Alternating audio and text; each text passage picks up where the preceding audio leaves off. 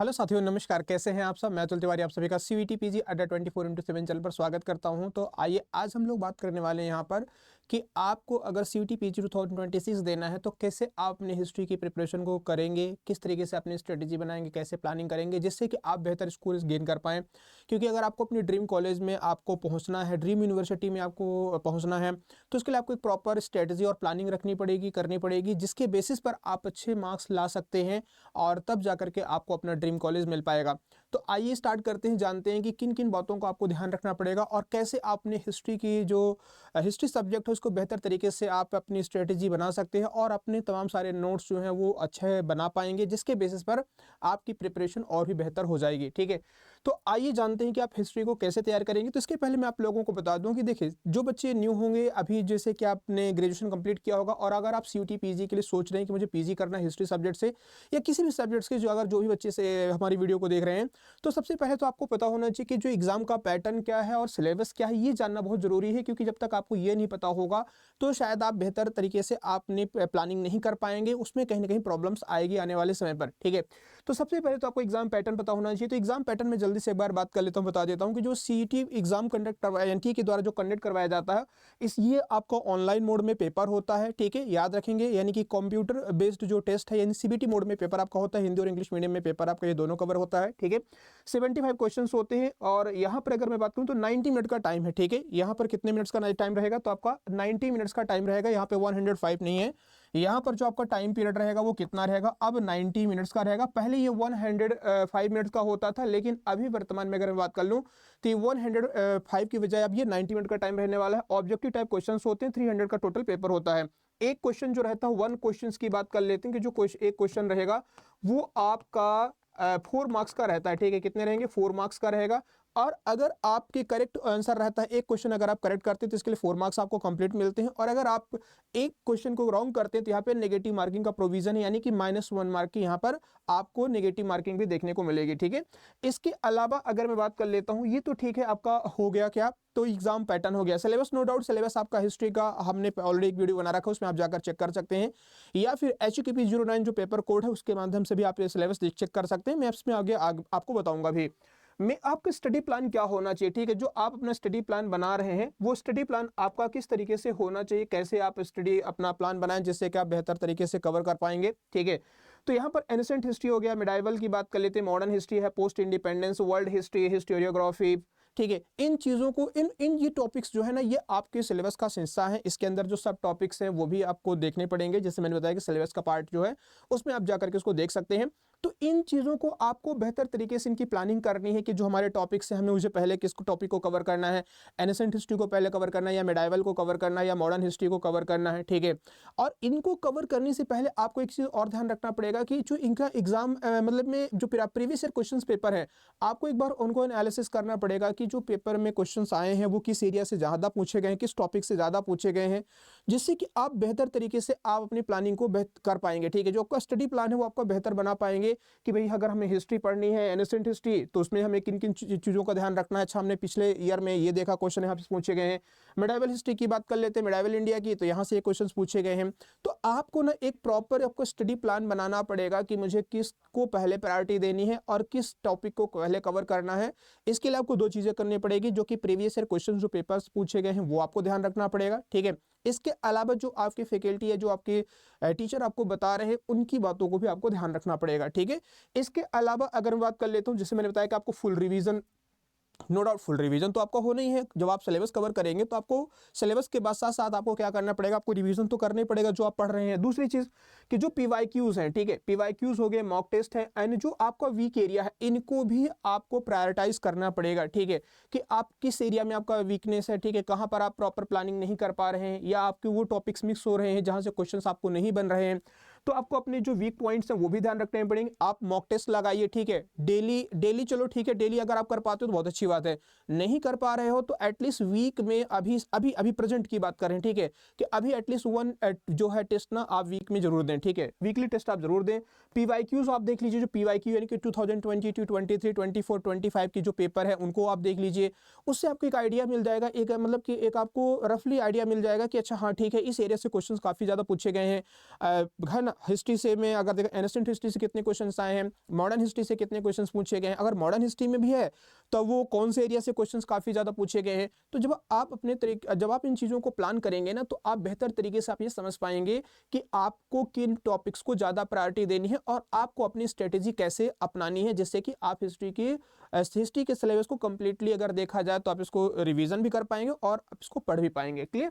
तो आपको इन बातों को ध्यान रखना है। चलिए आगे बढ़ते हैं इसी में अपना कि अपने नोट्स खुद बनाइए। ठीक है, आप अपने है ना नोट्स जो है वो खुद प्रिपेयर करिए।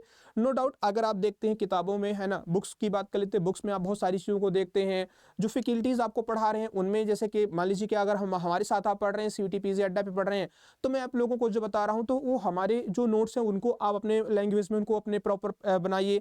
ठीक है, कि जो आपको कवर करना है कि अच्छा हाँ ठीक है सर ने इन चीज़ों को ज़्यादा फोकस किया था, इन पे ज़्यादा हाईलाइट किया था, तो इनको हम अपने पॉइंटर फॉर्म में इनको नोट्स कर लेते हैं, जिससे कि हमें आने वाले वक्त में जब एग्जाम होगा तो रिवीजन करना हमारे लिए आसान हो जाएगा। ठीक है, तो अपने जो शॉर्ट नोट्स हैं वो उनको आप बनाइए। ठीक है, जो शॉर्ट नोट्स हैं आपके आप वो बनाइए। ठीक है, शॉर्ट नोट्स जो कि चैप्टर वाइज हो तो ज़्यादा बेहतर रहेगा। ठीक है, जो आपके शॉर्ट नोट्स हों वो चैप्टर वाइज रहें तो ज़्यादा बेहतर रहेगा। जैसे कि हम बात कर लेते हैं कि पैलोलिथिक हो गया, ठीक है, मेसोलिथिक है, चैल्कोलिथिक की बात कर लेते हैं, इंडस वैली हो गया। ठीक है, तो इस तरीके से अगर आप देखेंगे तो हर एक पॉइंट्स का ना, आप हर एक चैप्टर का अपना इंडिविजुअल नोट्स हो और वो पॉइंटर फॉर्म में हो। ठीक है, तो ज़्यादा बेहतर रहेगा। आप उन टाइमलाइंस को नोट कर लीजिए जो एग्जाम के लिए काफ़ी इंपॉर्टेंट हो जाती हैं। ठीक है, कि जैसे हम इंडस वैली में देखेंगे कौन सी चीज़ें कब मिली, कहाँ पर मिली। मिडिवल हिस्ट्री की बात करें, कौन सा बैटल कब किसके साथ हुआ। ठीक है, इन्वेजन हुआ है ना, किसने कहाँ कब अटैक किया भारत पर, तो उनका टाइमलाइन हो, कब किसका शासन रूलर है ना कह सकते हैं रूल करने का टाइम रहा है, तो वो सारी चीज़ें आप देखेंगे, रूलर्स कौन से रहे, किस टाइम पीरियड पर कौन रहा है, ये कई बार पेपर में आ जाता है कौन सी डायनेस्टी कब रही है। तो ये जो टाइमलाइंस है ये होना चाहिए। कोशिश करें कि जो कोई भी अगर टॉपिक पढ़ रहे हैं एनएस हिस्ट्री में, चाहे गुप्तास की बात कर लेते हैं, मौर्यंस की बात कर लेते हैं, तो अगर आप पढ़ें तो चंद्रगुप्त मौर्य हो गया, बिंदुसार है, या फिर हम बात कर लेते हैं अशोक है, अशोक के बाद कौन रहा। ठीक है, तो इन टॉपिक्स को जब कवर करेंगे ना, तो आप इनको क्या करें, इनका फ्लो चार्ट बना लीजिए। ठीक है, हर एक चीज़ का क्या होगा, अपना फ्लो चार्ट होगा कि अच्छा ठीक है इनका टाइमलाइन ये रहा है, इस तरीके से। तो जब आप इनको रिवीजन करेंगे तो आपके लिए काफ़ी बेहतर हो जाएगा। जो इंपॉर्टेंट डेट्स हैं, जैसे मैंने बताया कि इंपॉर्टेंट डेट्स में आ जाता है कि कौन सा, जैसे कोई फोर्ट बिल्ड हुआ है तो किसने किया। ठीक है, यूरोपियंस आए तो कौन आए, किस टाइम पीरियड पर आए, कौन सा वायसराय आया, कौन सा गवर्नर आया। ठीक है, कौन सा इंसिडेंट कब हुआ है। क्लियर? या हम अटैक की बात करें, कौन सा अटैक कब हुआ था, है ना, जो कि अगर बात कीजिए मुस्लिम जो इन्वेजन हुआ, भारत पर आक्रमण हुआ, तो वो कब होता है। तो इन सारी चीज़ों के प्रॉपर क्या होना चाहिए, टाइमलाइन होना चाहिए, जिससे कि आप जब इनको पढ़ेंगे तो आपके लिए बेहतर होगा आने वाले आपके समय के लिए, जब मतलब आपके पास कम टाइम रहेगा, क्योंकि बहुत सारे बच्चे ऐसे होंगे जो वर्किंग भी होंगे, जॉब कर रहे होंगे। तो ऐसे लोगों के लिए तो ये बहुत ही ज़्यादा इंपॉर्टेंट हो जाएगा कि आप अपनी प्रिपरेशन स्ट्रेटेजी को लिए आपने खुद के नोट्स बनाइए। ठीक है, आप कॉल मतलब जा भी रहे हैं तभी उनको आप कवर कर सकते हैं, पढ़ सकते हैं। ठीक है, इसके अलावा हम बात कर लेते हैं जैसे प्लेसेस हो गया, पर्सनालिटीज़ हैं एंड टर्म्स की बात करें, ये आप जरूर ध्यान रखिए। ठीक है, इनके आप प्रॉपर तरीके से नोट्स बनाइए। आगे चलते हैं, रिवीजन स्ट्रेटेजी क्या होनी चाहिए आपकी। तो रिवीजन स्ट्रेटेजी की बात कर लेते हैं, मतलब कि जो आपने नोट्स बनाए हैं, जो आपने रीड किया, अभी सारी चीज़ें आपने देखी हैं, तो आप अपने जैसे कंसाइज नोट्स बनाइए। ठीक है, कंसाइज नोट्स मतलब कि जो भी आपने है ना पढ़ा था, स्पेशली जो डेट्स की बात करें, एक्ट, पर्सनालिटीज, टर्म्स की बात करें, ये आप अपने जो भी नोट्स हैं उनको बेहतर तरीके से जो आपने बनाया है उनको आप रीड करिए, उनको जो आपने हाईलाइट किया है, जो मार्क्स किया है, आप उनको देखिए, है ना, उनको फॉलो करिए। जो हम मैप्स के माध्यम से जो आपने हाईलाइट किया होगा, मैप्स का मतलब है कि कौन सा कोई वॉर है, बैटल है, कोई प्लेस है, ठीक है, टेम्पल है, या कोई रिलीजियस प्लेस है, या है ना फोर्ट है, कोई भी एक्टिविटी है, तो इस तरीके से अगर आपने कोई हाईलाइट कर रखा है तो उनको आप देख सकते हैं। ठीक है, टाइमलाइंस जो मैंने बताया कि कौन कौन से किस टाइम पर किसका रूल रहा, ठीक है, किस रूलर्स ने शासन किया, किंगडम किसका कहाँ पर रहा है। तो अगर आप इनको पॉइंटर फॉर्म में करेंगे, मेंशन करेंगे, आप मैप्स में इनको हाईलाइट करेंगे, इनको टाइमलाइन में डिवाइड कर लेंगे, तो ज़्यादा बेहतर रहेगा। जो डायनेस्टीज़ रही है, कौन रही, कहाँ पर रही, कौन इसका फाउंडर रहा, लास्ट रूलर कौन था, जो फेमस रहा है, ठीक है, वो कौन था। तो ये सब चीज़ें आपको ध्यान रखना पड़ेगा। सोशल मूवमेंट्स की बात करें, जो सामाजिक कह सकते हैं जो आंदोलन रहे हैं वो कौन से रहे हैं। ठीक है, जब हम बात करेंगे स्पेशली जो ancient history, sorry modern history की बात करेंगे, तो यहाँ पर ये जो मूवमेंट्स हैं ना काफ़ी ज़्यादा आपको देखने को मिलेंगे। रिलीजियस मूवमेंट हो गया, ठीक है, तो ये जो सारी एक्टिविटीज़ है ना, इनके लिए आप बेहतर तरीके से जब आपके नोट्स रहेंगे तो रिवीजन करना भी आपके लिए बहुत ज़्यादा आसान हो जाएगा, ठीक है। तो आपको ये स्ट्रेटेजी अपनानी पड़ेगी कि आप अपने टाइमलाइंस बनाइए, डायनेस्टीज़ के बारे में बताइए, ठीक है। जो नोट्स आपने बनाया है उनको रिवीजन करिए, जो सोशल मूवमेंट्स हैं उनको आप देखिए, ठीक है। तो इस तरीके से अगर आप देखेंगे तो आपकी जो स्ट्रेटेजी रहेगी, मतलब जो आपकी प्रिपरेशन स्ट्रेटेजी रहेगी, वो बहुत ही सुटेबल, बहुत ही कारगर रहेगी, जिससे कि आने वाले वक्त में आप चीज़ों को बेहतर तरीके से कवर कर पाएंगे, ठीक है। टाइम कम रहेगा आपके पास, तब भी आप अच्छे तरीके से पढ़ पाएंगे। Practice MCQs and previous year questions की बात करें, जो एमसीक्यूज हैं और जो प्रीवियस ईयर क्वेश्चन है आप इनको जरूर दीजिए, ठीक है, जरूर लगाइए। मैंने स्टार्टिंग में ही बताया था कि पीवाईक्यूज देख लीजिए, एमसीक्यूज देखिए, जो कि प्रीवियस ईयर वाले हैं उनको देखेंगे तो आपके पास क्या रहेगा, एक आइडिया मिलेगा कि कहाँ से क्वेश्चन आ रहे हैं, किस टाइप से क्वेश्चन आ रहे हैं, उस क्वेश्चन में मुझे कितना टाइम देना है, कितना वो टाइम टेकिंग है कि नहीं है।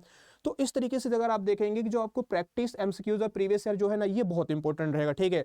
क्योंकि इससे आपको ये आइडिया मिलेगा कि जो आपने अभी तक पढ़ा है, जो थ्योरी आपने कवर की है, वो आपसे बन रही है क्या, क्या सेम चीज़ें आपको कवर कराई जा रही हैं, क्या जो हमने पढ़ाया आपको या जो आपने पढ़ा है, क्या वो पेपर से मैच कर रहा है कहीं पर भी, ठीक है, हाँ या ना। तो आप अपने सॉल्व टॉपिक वाइज जो एमसीक्यूज है आप ये भी लगा सकते हैं, ठीक है। हर टॉपिक के फुल लेंथ मॉक टेस्ट यानी कि जो 75 क्वेश्चंस हैं वो भी आप प्रॉपर तरीके से यहाँ पे कर सकते हैं। या फिर आप देखेंगे जो भी आपकी गलतियाँ हो रही हैं, जो आप मिस्टेक्स कर रहे हो, तो क्यों कर रहे हो, कहाँ पर आपकी चीज़ें गलत हो रही हैं, ठीक है। तो जब आप अपनी प्रिपरेशन को करेंगे, जब बेहतर बनाएंगे ना, तो और जो अपने नोट्स बनाएंगे सारी चीज़ें और मॉक टेस्ट देंगे, तो और प्रीवियस ईयर क्वेश्चंस को सॉल्व करेंगे, तो आपको लगेगा कि कहीं ना कहीं अभी भी आपकी कुछ चीज़ें मिस हो रही हैं।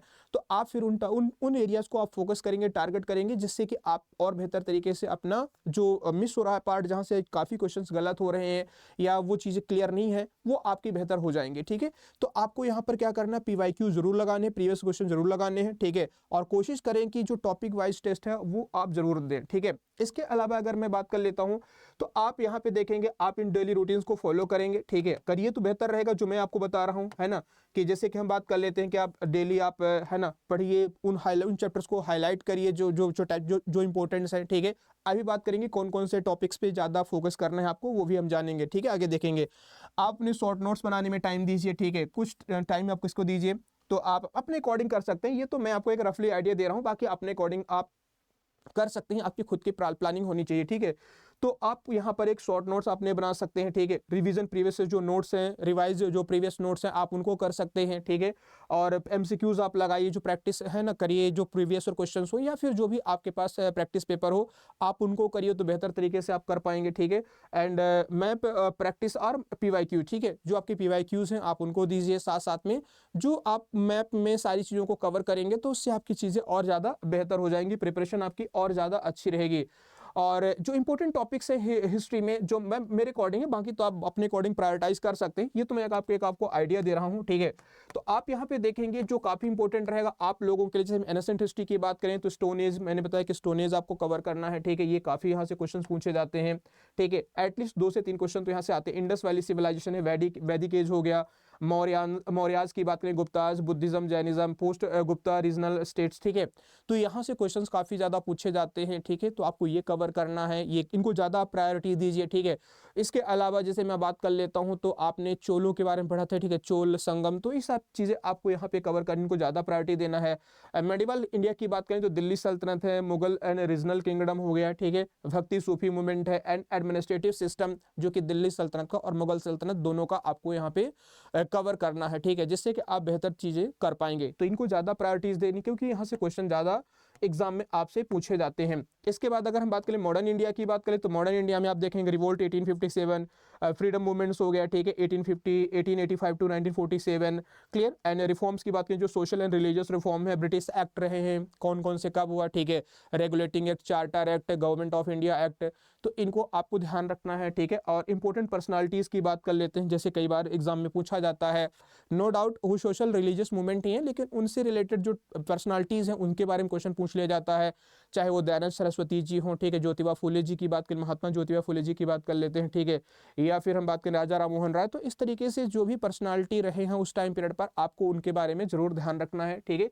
यहाँ से क्वेश्चंस आपके पास काफ़ी ज़्यादा पूछे जाएंगे, क्लियर, ध्यान रखिएगा। जो गांधीयन एरा है सब इसी में इंक्लूड हो जाएगा, फ्रीडम मूवमेंट में ही सब गांधीयन एरा हो जाएगा, ठीक है, जितने भी है ना, याद रखना जो कि मूवमेंट्स रहे हैं, आंदोलन रहे हैं, वो सब इसके अंदर कवर हो जाएंगे, क्लियर।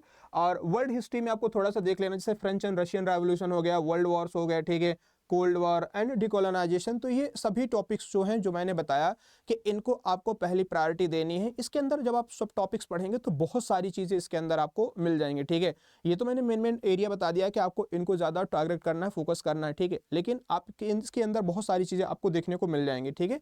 चलिए, और मैं आपको लास्ट में अगर मैं बताऊं तो जो मैंने आप लोगों को बताया ये बहुत इंपॉर्टेंट रहेगा। जितनी भी सारी चीज़ें हैं, इससे आप अपनी हिस्ट्री को बेहतर तरीके से प्रिपेयर कर पाएंगे, अच्छा कर पाएंगे, ठीक है। और जो बच्चे हमारे साथ जुड़ना चाहते हैं हिस्ट्री 2026 के लिए CUET PG एग्जाम देने जा रहे हैं HQP 09 पेपर कोड के लिए, ठीक है। हिस्ट्री का जो पेपर कोड है HQP 09, इसके लिए आप CUET PG एग्जाम देंगे NTE के द्वारा जो कंडक्ट करवाया जाता है। तो आप मेरे अभिमन्यु बैच के साथ यहाँ पे जुड़ सकते हैं। ये अभिमन्यु बैच अभी हिस्ट्री के लिए हम लोगों ने लॉन्च किया है, ठीक है।